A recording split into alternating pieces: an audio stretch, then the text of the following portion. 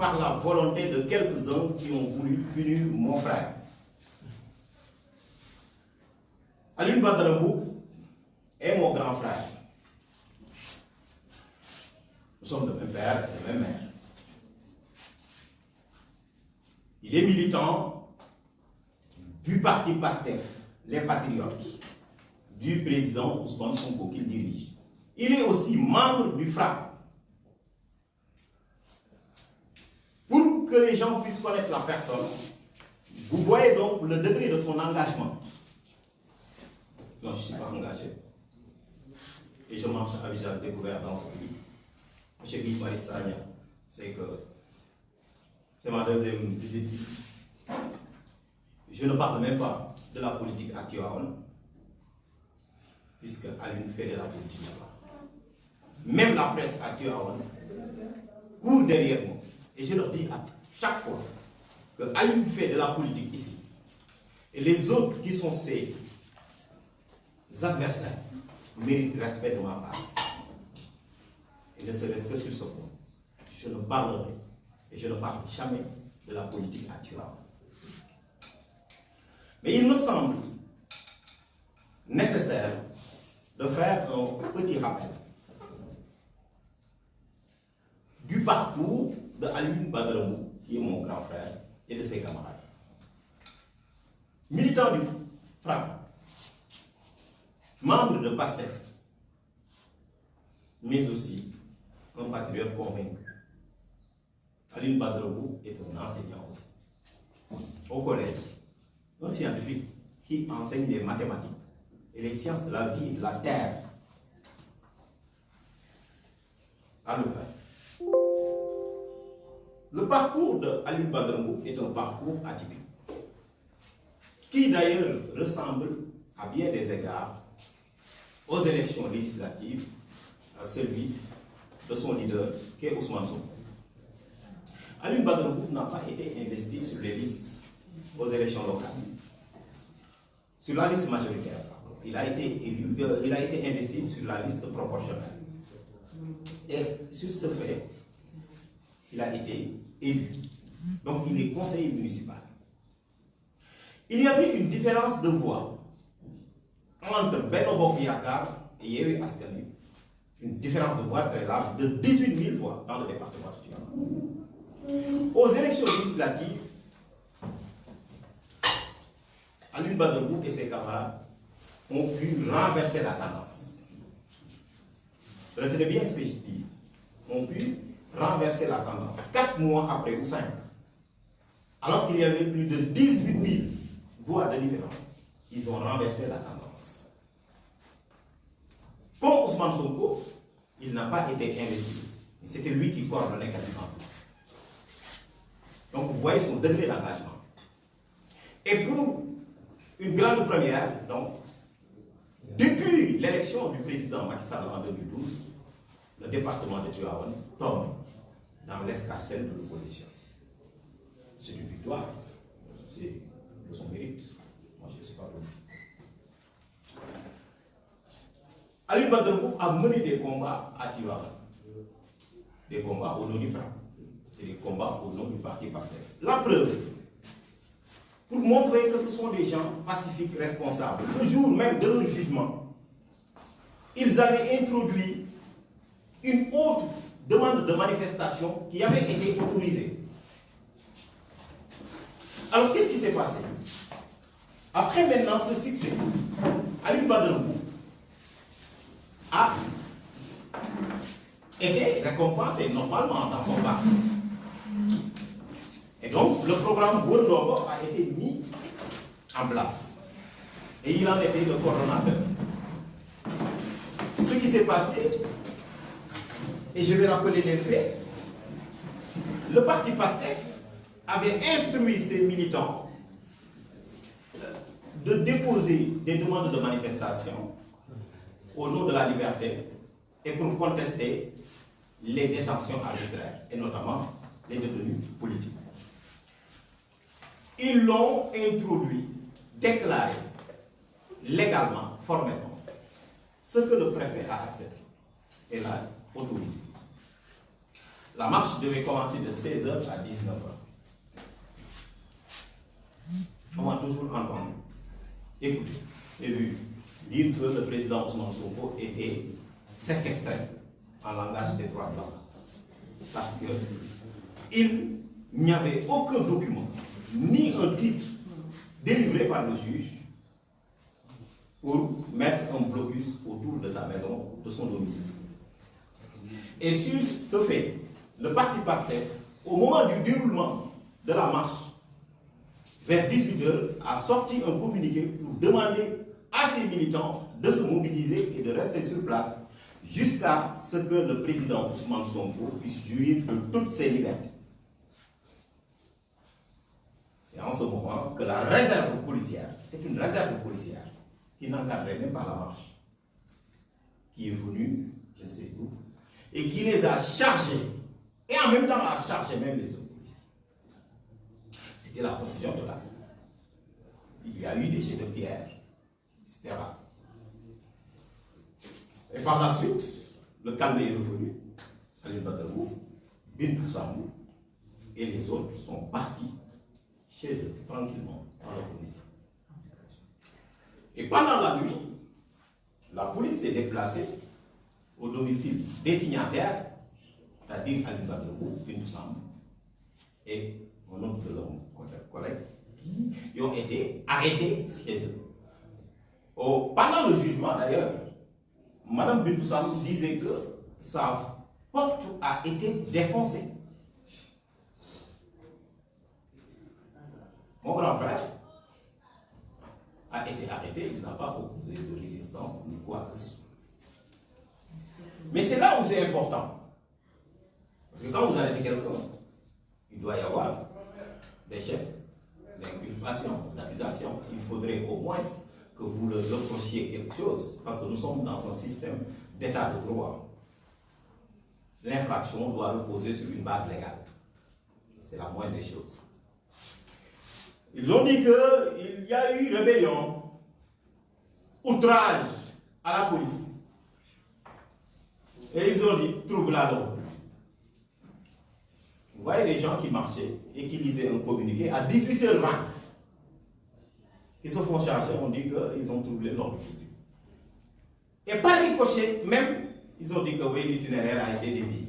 Mais c'est normal, quand vous chargez les gens ici par des grenades lacrymogènes, les gens, n'est-ce pas, partent dans tous les sens. Alors à ce niveau, ils ont été arrêtés, mis en garde à vue. Et je me suis déplacé pour aller les voir. J'ai essayé quand même de voir leur état de santé dans les liens. Alors, je pensais que ça allait s'arrêter à ce niveau. Et je me suis dit que bon, de toute façon, la police devait faire son travail. C'est-à-dire que, bon, voilà, c'était une façon de leur dire que, bon, peut-être, il faut prochainement, donc, etc., etc.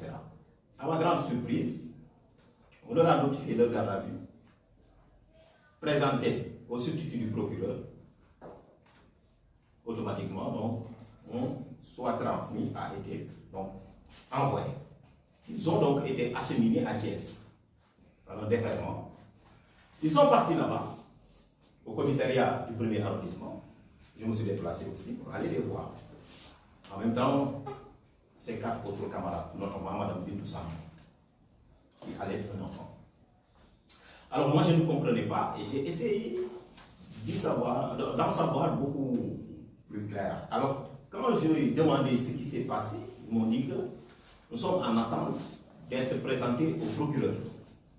Ils ont bénéficié d'un retour de parquet. Alors, je voudrais d'abord dire qu'on ne peut pas bénéficier d'un retour de parquet. Par commodité de langage, on le dit. Mais vous devez combattre ça. Parce que c'est une atteinte aux libertés. Le recours de parquet n'existe pas dans notre dispositif répressif. Et quand vous êtes, n'est-ce pas, en garde à vue, c'est le code de procédure pénale qui s'applique à vous. Et on a l'habitude de dire que le code de procédure pénale est fait pour les honnêtes gens. Et ce qui s'est passé, à la suite de ce recours de parquet, donc, ils ont été, donc, voilà, mis mandat de dépôt à Thiès, en attente d'être jugés, en flagrant délit, en bon républicain, légaliste, je suis parti assister au jugement où les avocats ont plaidé, mais le délibéré a été ajourné. Nous nous sommes dit, c'est le cours normal de la justice, parce que la justice a son temps, et donc les magistrats doivent décider avec sérénité. On a accepté. À notre grande surprise, le jour du délibéré, c'est mon père qui a assisté au délibéré, parce que moi-même, j'avais flairé ça. Je rappelle que notre papa est un officier supérieur de la police à la retraite. Nous sommes de Tivaouane, mais nous avons grandi dans plusieurs camps du Sénégal. Donc nous connaissons l'ordre, la loi, la République et la justice. Alioune Badara Mboup et ses camarades ont été condamnés à 2 mois de prison ferme. Alors moi qui enseigne la justice, moi qui enseigne le droit, qui donne des décisions de justice, d'ailleurs, Guy Marius Sagna, l'honorable député vient de le dire, même dans les facultés, nous enseignons la Rébarème de 1954. Ça concernait les communistes en France, qui étaient persécutés, il a parfaitement raison. Nous avons accueilli cette décision avec dignité. Pourquoi? Parce que Alioune n'est pas un bandit, il n'est pas un criminel, il n'est pas un hors-la-loi. C'est quelqu'un qui a des convictions fortes, qui respecte les lois de la République, qui est un citoyen honorable. Et cela n'est pas nouveau pour nous. J'aimerais dire que nos grands-parents ont été emprisonnés à Thiès. Parce que tout simplement, un fils de Serigne Babacar Sy était persécuté en ce moment. En l'occurrence, c'est une Cheikh Tidiane avant.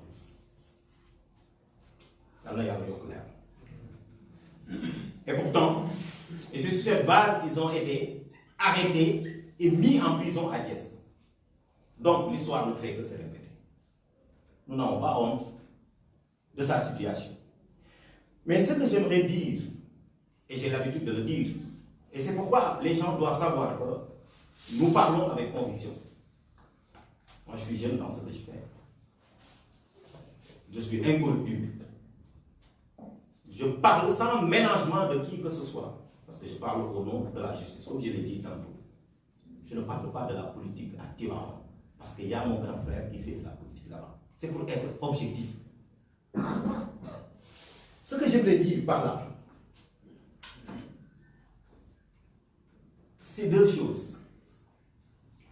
Quand la citoyenneté est malmenée, quand l'état de droit n'est pas respecté, quand la démocratie est bafouée, il faut que tout le monde, que tout un chacun, que toute personne ait plus de justice et qui pense que la République, c'est tout ce qui nous est spécifique et qui nous est propre.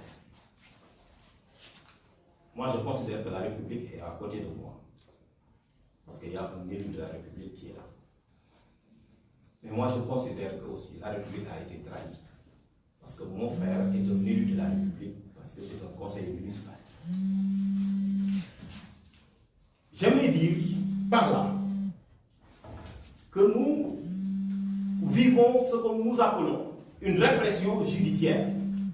L'honorable député Guy Marius Sagna l'a bien dit. Mais cette répression judiciaire, elle est sélective. Nous tous, nous étions là lorsque M. Djibril Ngom volait les listes de Yewwi Askan Wi. Il y avait une plainte de la coalition Yewwi Askan Wi. Où est-il? Le monsieur est en train de boire son thé. Et certainement, il est en train de prendre son petit déjeuner. Récemment, une personne qui ne fait que insulter a été reçue par le président de la République en grande pompe.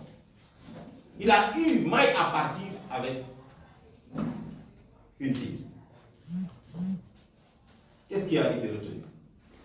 Coups et blessures volontaires. Il a été condamné. 1 mois en prison. Cherchez l'erreur. Récemment, quelqu'un qui s'appelle Ahmad Suzanne Kamara a appelé au meurtre du leader de mon frère, M. Ousmane. Il est en train d'humer tranquillement l'ère de la liberté.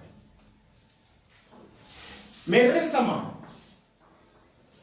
à Thiès même, je vais vous dire à Thiès, l'une des décisions les plus emblématiques de l'histoire judiciaire de ce pays y a été rendue. Par qui? Un des plus grands magistrats aujourd'hui de ce pays, Souleymane Teliko. Dans une affaire où le nommé Bouridiane était poursuivi pour trafic de médicaments. Arrivé en appel, il a été gracié par le président de la République. C'est-à-dire que l'affaire même était en cours. Le juge Souleymane Teliko est un magistrat debout. Le parquet, dans ses réquisitions, a dit clairement que ça devait être un acte de gouvernement. C'est-à-dire, dans notre langage, que le juge ne pouvait même pas contrôler un tel acte. Le juge Souleymane Teliko est parti de la Constitution du Sénégal pour, dès le préambule, parler du principe de la séparation des pouvoirs en disant qu'un chef d'État ne peut pas gracier quelqu'un qui a maille à partir avec la justice dont la procédure est en ordre. C'est pourquoi on appelle cette décision une décision à la sauce Marguerite Madison, c'est-à-dire ce qui a fait le nid de l'indépendance de la justice américaine depuis 1803. Alors donc, j'aimerais dire que nous sommes dans un État qui a une histoire. Nous sommes des jeunes, certes, mais nous connaissons, nous avons lu, nous avons écouté, mais nous avons vu. Alioune Badara Mboup ne saurait être traité comme un malpropre, ni un malfrat. Sa famille ne l'acceptera pas. Moi-même, son frère, je ne l'accepterai pas.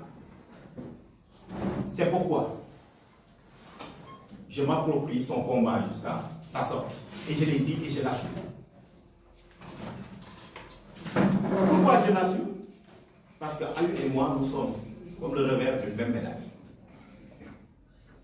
Plus que des frères jumeaux. Alioune est en prison, mais il est en liberté dans sa tête. Alioune est en prison, mais ses geôliers sont dans leur tête en liberté. Alioune est en prison, mais ceux qui l'ont mis en prison n'ont pas la conscience tranquille. Pour deux choses. Je vous ai dit que Tivaouane est une ville stratégique. Si Alioune est mis en prison, c'est parce que tout simplement Alioune dérange.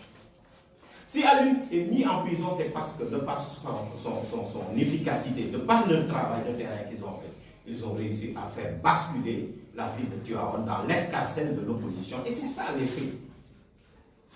Tout ce que je peux dire, Alioune est père de famille. Il a une épouse. Il a 3 enfants. Il n'est pas malade. Il n'est pas diabétique.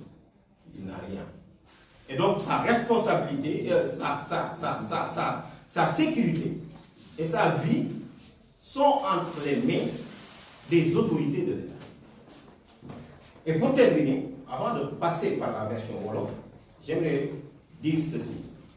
On peut emprisonner Alioune, mais on ne peut pas emprisonner son esprit. Alioune est quelqu'un dont je suis fier. Au-delà de Alioune, Madame Bintou Sambou est quelqu'un qui, s'il ne doit pas, moi je dis même que Madame Bintou Sambou doit bénéficier d'un excès d'honneur. Voilà une dame qui était malade le jour de la manifestation, qui allait un bébé et qui a participé à cette manifestation pour la liberté, la démocratie, la justice et l'état de droit. Alioune et ses camarades nous rendent fiers. Pourquoi? Parce que la démocratie a sa nature et sa valeur. Sa nature et sa valeur maintenant ne reposent que sur deux choses, deux mamelles. La liberté et l'égalité. On leur a privé de liberté, mais aussi ils n'ont pas été traités de façon égalitaire par rapport à d'autres justiciables. Voilà en gros ce que je voulais dire en France.